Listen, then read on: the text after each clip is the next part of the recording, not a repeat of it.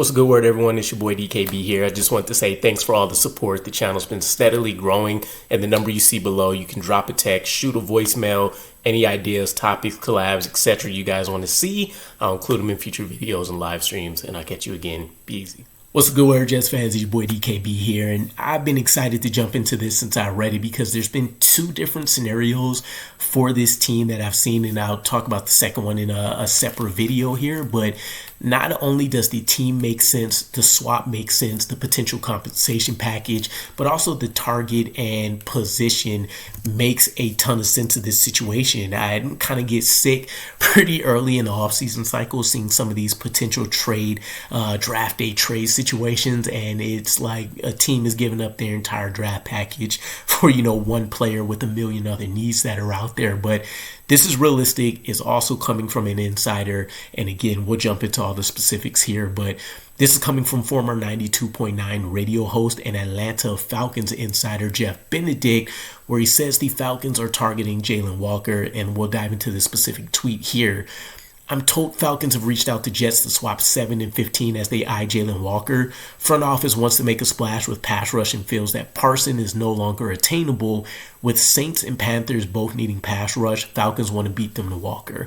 If a trade happens, it'll be a draft night situation, and more than likely means that they'll also give up 2026 first as well. And this is music to the New York Jets fans' ears. For anybody that isn't a fan of Justin Fields or just doesn't love the quarterback room that we have, and also isn't a fan of this 2025 NFL draft class when it comes to the quarterback position, everybody's looking at that 2026 class. If you need a quarterback, Aaron Glenn and company could be willing to kind of punt on this class in order to build up resources to make a move in the class next year. And it's really a class that I won't say is generational, but the upfront expectations is that there's kind of going to be a quarterback renaissance maybe with this draft class, right? Where you have a ton of guys that come out that have highly successful careers, and you kind of, get that influx of talent that the NFL really needs to help keep things going with the ratings and whatnot, right?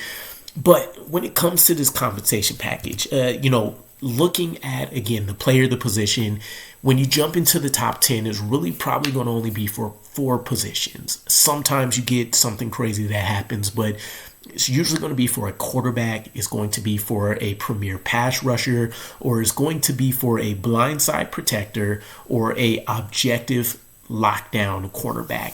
If it's not one of those 4, I feel like it's going to be considered one of the most risky moves, right? This is like trading up for a Tyler Warren or a Kyle Pitts type situation, or drafting a guard or something crazy like that in the top 10, right? So you don't want to be the team on the bad side of that trade. Luckily, the New York Jets have actually had pretty good trade success under Joe Douglas's tenure. You hope Darren Mucci is able to kind of keep that ball rolling. And when somebody trades into the top 10, you're really looking for a top tier trade package as well. In some cases, it just makes sense to drop down one spot where you're guaranteed to essentially still get the guy that you're trying to go after. But nonetheless, here, there's a ton of different trade value charts that are out there. I looked at Fitzgerald Spielberger, for example. There's the Johnson's chart. Draft Tech has one. I've seen one from PFN. Tons of them out there, right? But in general speaking, the Jets' 7th overall pick is worth 2,014 points. The Falcons' 15th overall pick is worth 1,628 points. So in general, just kind of depending on which chart you're looking at and stuff, the difference is going to be anywhere between about 386 points to 450 points as a differential, which can equate to anything from about a second to a 3rd round pick, somewhere from a high second, for example, or I guess mid second is probably more accurate, to kind of your late day 3 situation. And I think that makes a ton of sense in this case, where they're saying that the 2026 first rounder could be tossed in. It makes sense from the standpoint that the general narrative is you're downgrading whatever a future pick is by 1 round. So that first rounder, unless you know that team's going to be trashed and have a top 10 pick, is essentially considered a second, so forth and so on. But you can easily see this flopping as well. And if you just look at what the Falcons' second pick is worth, in the second round is about 440 points. So there could be a situation where the Falcons say, hey, we want to keep our pick next year, but we'll give you our first and second rounder this year. And then maybe there's some pick swaps in the late round or something to kind of offset things or add a little bit of additional value there. But I would jump on either situation. Give me the future first. Give me the first and the second this year. In any case, I think there's a ton of maneuverability. I've been a huge proponent of wanting to trade back down in this draft class anyways, just because I think you can get more value in this draft class, especially considering a lot of the blue chip guys are on the defense, and the offensive players, if you can snag them later, you're going to feel much better about it, right? Let's just imagine Tet, for example, is there at 15. We're all over that, right? At that point, I think you feel a lot better about him joining this roster and what it would mean for him, even though we're talking about an 8-pick differential here, right? But looking at some of the players that would be available, this is where the real intrigue is, because not only would this give a strong indicator into how good Darren Muji is at being able to pivot from initial draft plans, there's some really intriguing guys here. The four that stand out to me would be safety Malachi Starks, tackle Josh Simmons, DT Kenneth Grant, and then Luther Burden III, wide receiver out of Missouri. Any of these four guys, I think, would be a huge boost.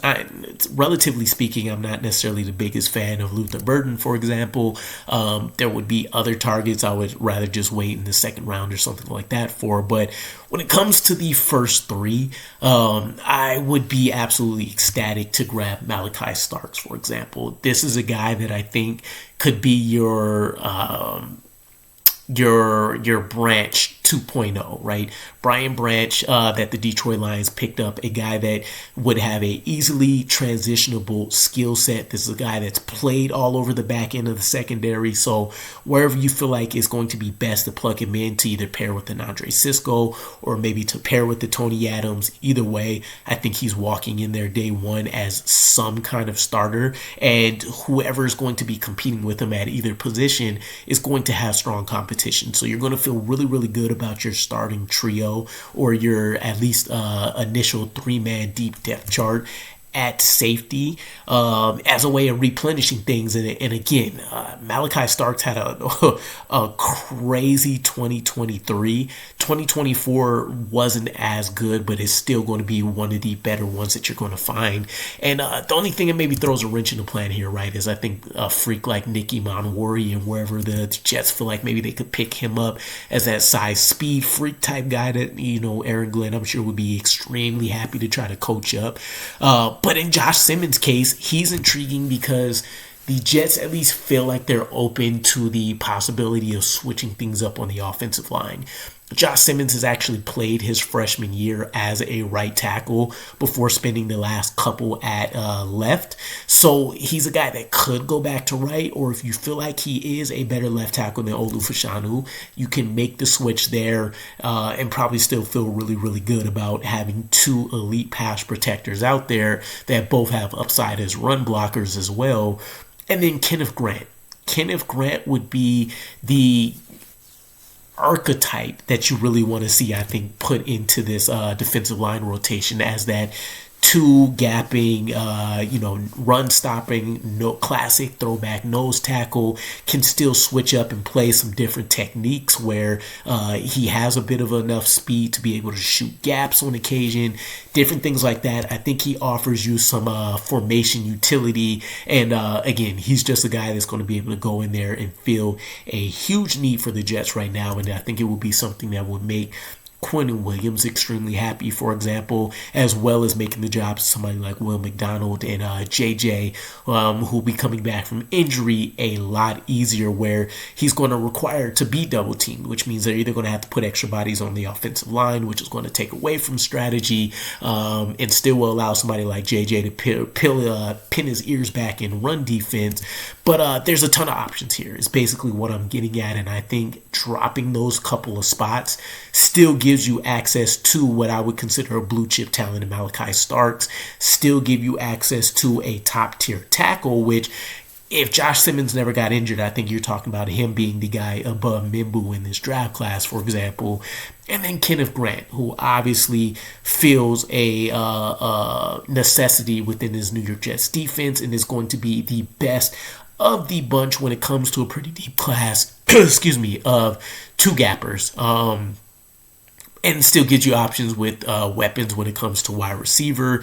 You can argue maybe Loveland isn't too far of a reach here in this situation if you still want to look at tight end or something like that as well. So options galore, but let me know what you guys think. Also, from the Falcons standpoint, I wouldn't say Jalon Walker is the only guy out there. I think you guys would be pretty intrigued with the prospect of Mike Green, for example, still being on the board there as well. I think it'll just be whatever flavor Jeff Ulbrich thinks fits best for what he's going to try to build on that defensive line there. But let me know what you guys think. Falcons-Jets trade, is this something that could be pulled off on draft day that makes sense for both teams?